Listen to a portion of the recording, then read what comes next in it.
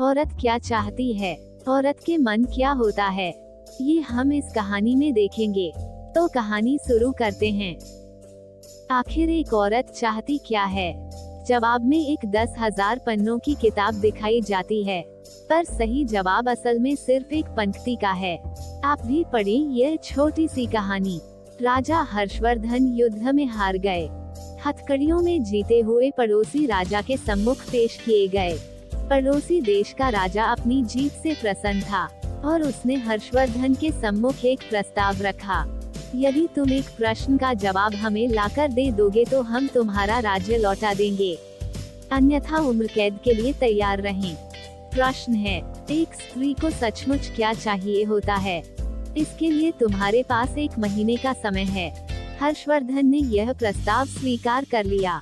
वे जगह जगह जाकर विदुषियों, विद्वानों और तमाम घरेलू स्त्रियों से लेकर नृत्यांगनाओं, वेश्याओं, दासियों और रानियों, साध्वी सबसे मिले और जानना चाहा कि एक स्त्री को सचमुच क्या चाहिए होता है।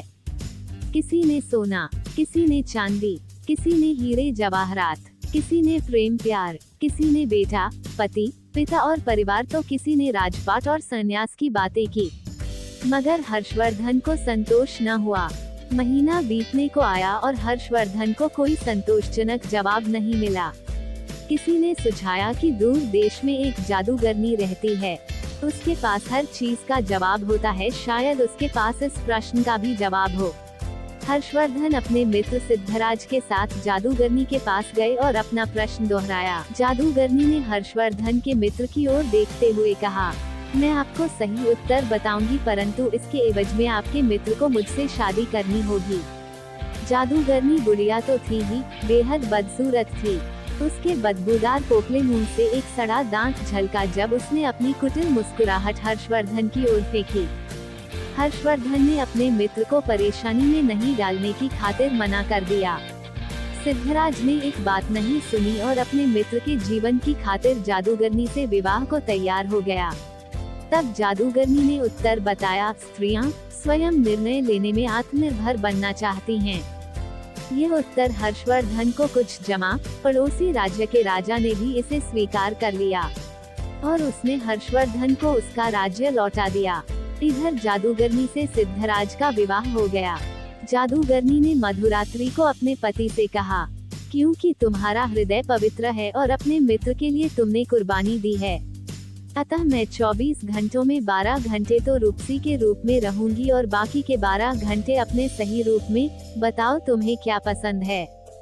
सिद्धराज ने कहा, प्रिय, यह निर्णय तुम्हें ही करना है। मैंने तुम्हें पत्नी के रूप में स्वीकार किया है और तुम्हारा हर रूप मुझे पसंद है। जादूगरनी यह सुनते ही रूपसी बन गई। उसने कहा, क्योंकि तुमने निर्णय मुझ पर छोड़ दिया है तो मैं अब हमेशा इसी रूप में रहूंगी। दरअसल मेरा असली रूप ही यही है। बदसूरत बुढ़िया का रूप तो मैंने अपने आसपास से दुनिया के कुटिल लोगों को दूर करने के लिए धरा हुआ था। कथा का लोक संकेत यह है कि सामाजिक व्यवस्था ने औरत को परतंत्र बना दिया है, पर मानसिक रूप से कोई भी महिला परतंत्र नहीं है। इसीलिए जो लोग पत्नी को घर की मालकिन बना देते हैं, वे अक्सर सुखी देखे जाते हैं।